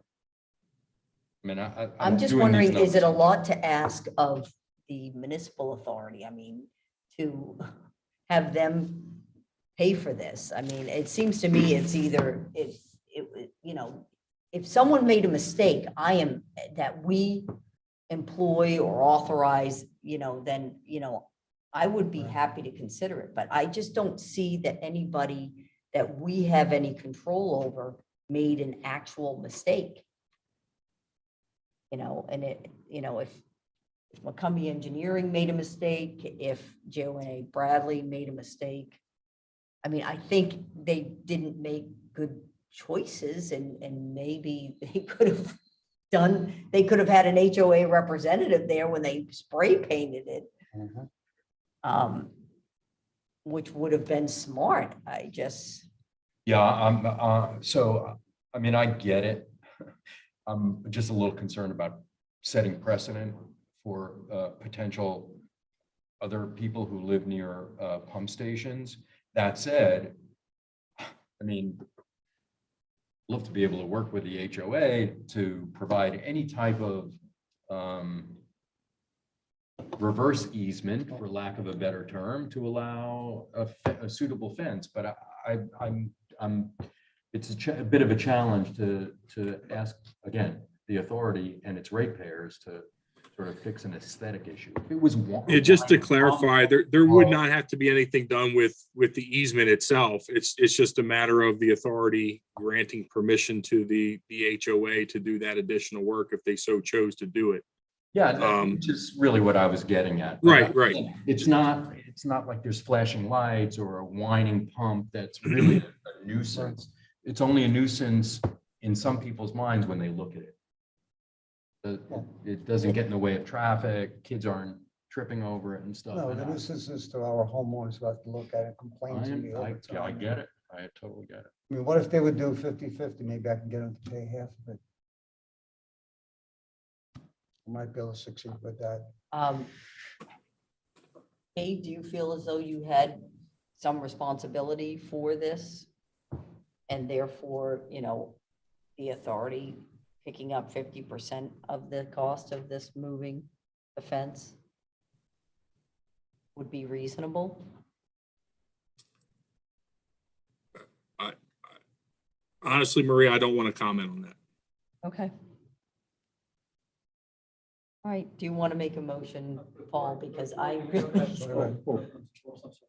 Before you go that far, I would make note that we have two people with their hands raised. Okay. So you may want to listen to those comments. I believe one of them is from the HOA. I believe that's, Let's take that one first, because I really don't. is that correct? Is he from the HOA? Yeah. So I would, let's start there and then we'll go Okay. to the next one. Hi, I'm Arthur Ersner. Can you hear me? Yes. Okay, I'm a member of the board. Everyone is a member of the homeowners association, by the way, 152 members, but we have 5 members of the board. Just to echo what Mark and Tom have said, and I was there at the site frequently because I'm interested in making it right for our neighbors that live on Camelot Lane.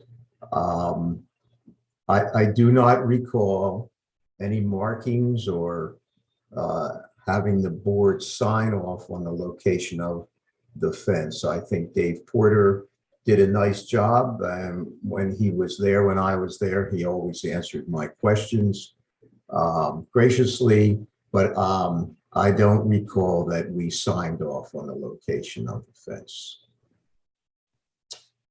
Okay, anybody else with any comments? Yes, one other. Yep. Patty Wilson, 4111 Battles Lane. I am going to echo what Dave said here and let the members of the board that perhaps weren't here through this planning process.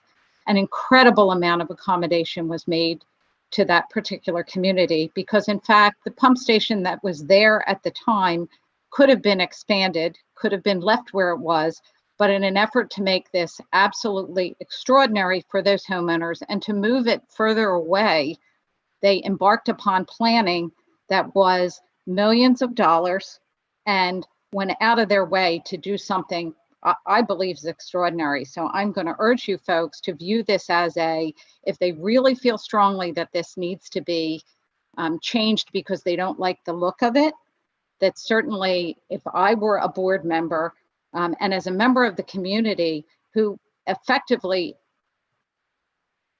paid for this to get moved when it didn't really need to get moved, but this was to make this better for everyone, I'm going to urge you not to agree to this change and open the door, just as you have expressed some fear on of other communities saying, well, I don't like the plantings in front of my pump station. So how about you pay for those because I wasn't there when you put those plantings there. Thank you. Thank you. And anybody else, Steve, that wants to speak? Nobody on the, Would you like to speak on this issue?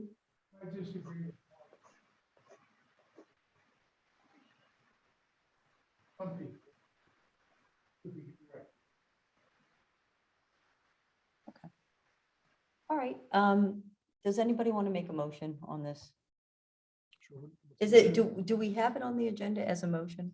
I believe it's it gonna is. require three affirmative votes. Right. Correct. Yeah. You Have it on the agenda as at least a discussion item.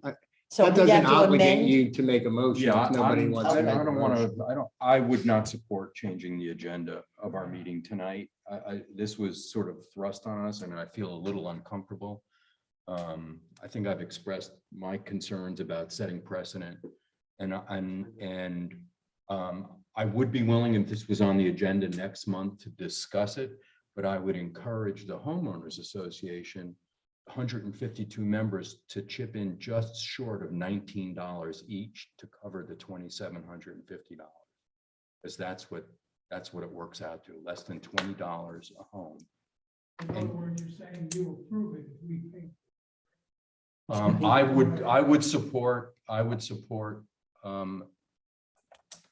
whatever we could do to facilitate it. I don't think the authority, this is just personal opinion, there's no business. It's an open discussion right now, but I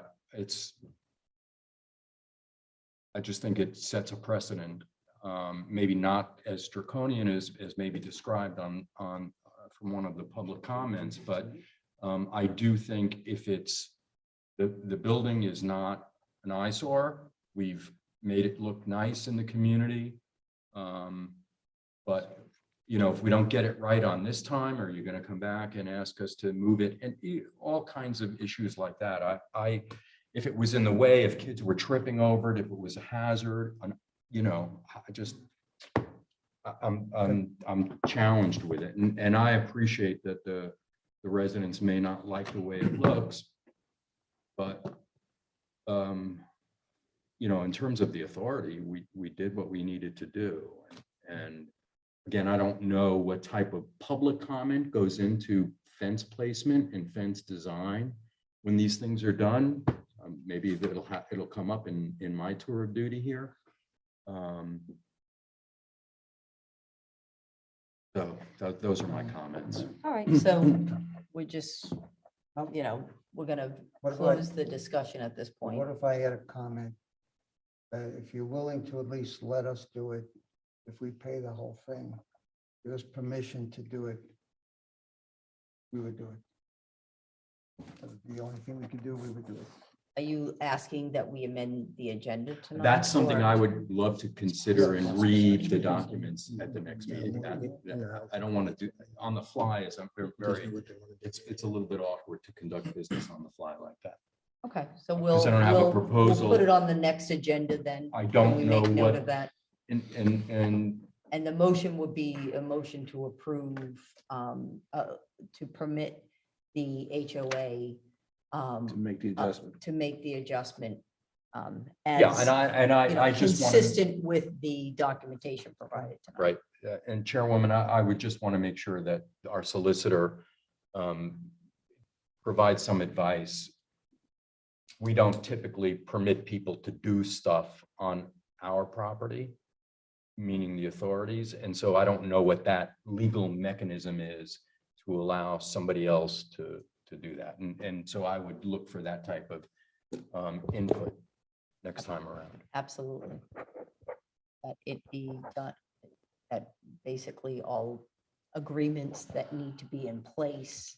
And there needs to be a Place. fence. That's a I mean, requirement. that's the other aspect of this too, the municipal. Yeah, I mean, authority. just to make sure that everybody, you've asked the question a couple times, and I don't know we've directly answered it. You know, we want a fence, making sure that we close off the entrance to Access. that and access to that for the most amount of security for that pump station, and anything that is within that area. I haven't been down to this one again, but several of our pump stations include lifts and things like that that are outside. I don't think this one has that, but just know that sometimes there's things outside and we want to keep those things under secure. I don't know that we have a pump station anywhere that doesn't have that, but maybe the Lissitor one, but most all of them have that. Okay, so we'll address it on the agenda at the next meeting. Okay. Okay, next. So all of this is part of that, Mark, the new pump house? Yeah, it's all Okay, the okay. 17.3, consider approving resolution 2022-01, adopting the 2022 sewer rates in SR2, which does include a rate adjustment at $9.02 per 1,000 gallon, and SR3, which has no increase. And I have a motion. So moved. I'll second that. Any questions or comments? Any comments from the public? Any comments from the public on that one? All those in favor? Aye. Okay, 17.4, consider approving the 2022 fee schedule. I'll take a motion on that. So moved. It embodies the rate change that we. It discussed. does. I would just make note that actually is the only change, but because we want to make sure all the fees are set in place. Gotcha. I was We- wondering why there was two. I'm Well, sorry. So, the rate, okay. the fee schedule might involve more different things as well. We just didn't make a recommendation for any change okay, other than so that one rate. thank you. So that fee schedule does include one rate change for SR2, Yes. as indicated in the prior motion. So that's been moved. I'll second that. Any questions or comments? Okay. All of those in favor? Aye. Okay. And I don't know why we would need additional comments. So at this point. when we took initial public comment, we took it for anything on the agenda. So when you get to the end of the meeting, when we open up for public comment, it's anything that somebody would want to bring to your attention, because that way you're not dealing with those things at the beginning of the meeting prior to moving forward. So if somebody had something they wanted to speak to that wasn't on the agenda, this would be when they would speak to it. Okay. Okay. And we do have a hand raised.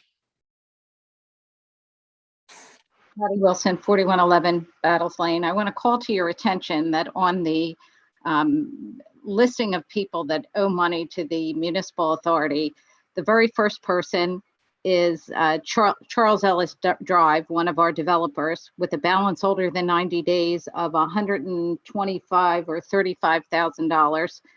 We have the Corey folks who do business in the township who owe us $12,000. And then it looks like we have another institution. I assume it's Sunrise. So right now, hundreds of thousands of dollars in fees are not being collected by developers, from developers. So I'm going to urge you, when you look at the collection rate, to think about, are there other things that you can withhold from developers by law to ensure that these folks pay their bills? Because I don't want to get over worried about the guy that owes you $500, but if you have somebody that owes you tens of thousands of dollars, if there are other things that we can do to restrict them, I'm going to ask you to do it. I'm going to continue to urge you to ask our engineer to look at the repair work that JAO Bradley did to the various curbing, because when you go to sell your house, one of the things the township requires is that your curb be in good repair. And we had construction that destroyed some of our curbs that weren't repaired properly. I don't think homeowners should be taking on the chin. And then finally, Mr. Abel, who is actually one of my neighbors, I don't know, but I know the house he's in. I mean, we admittedly made the mistake there. I'm going to once again urge you to be humane here. And rather than worry about the legality of $9,500 and whether or not you need a release there, getting that man's bill paid so he can move on seems not only the most humane thing that you can do, but the right thing to do. And at some point, we need to be worried a little more about what's right and a little bit less about the legality, because do we want to find ourselves constantly putting people in a position to be threatening legal action or having to get a lawyer because we made a mistake as a township or municipal authority? So again, I'm going to urge you, pay the man's bill here and worry about the release later. Thank you. If I could just make one statement, the $100,000+ for the Ellis Preserve is they're willing to pay what they owe. There is a debate about what they owe because there was a very large leak. And when I say a very large leak, I'm talking close to 1 million+ gallons of water that leaked that we do not believe went into our sewer system. And we are working this out, but it's taken us a very long time because of Aqua giving us what we're doing. We're needing that done so that we can get you the proper audit, so that we can say what's actually owed to the municipal authority. And so we're trying to get that. Rich and I were actually just discussing that today. So though I agree with Patty's comment that we do have 2 developers at the top of our list, or 2 larger, users at the top of the list that we should go after, I just want to, I'm not a protector of the Ellis Preserve or in any way, but I just want to be on the record that they're willing to pay what's owed. They just don't want to pay this bill that's outstanding. They've paid everything else, but this one here was because of it was a leak that was outside of our sewer system, actually was leaking underground, and we're trying to work that out. So Thank you. besides developers, and I appreciate the clarification, but is there any, for some, there are some large amounts on there Yep. that are not residential EDUs, they're commercial names.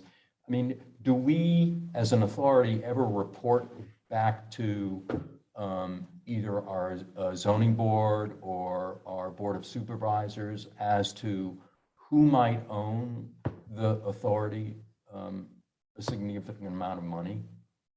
Because a number of these people from time to time might have business before one of those. I know it's public knowledge and we publish our agenda. It's public knowledge. I think that one of the you function as 2 separate entities. And so sometimes it's not as, I mean, there are things that we can do. Don't get me wrong. We've taken certain actions through, when we do a resale, we will not issue a certificate of occupancy on a home that has not paid this bill. So I'm not saying that there's not things that we don't do from the township side. But it's not always as straightforward in that there are some things that we can do when they come in for certain things, but if they're not coming in for certain types of actions, it really is on the municipal authorities' process to take care of those actions. Got it.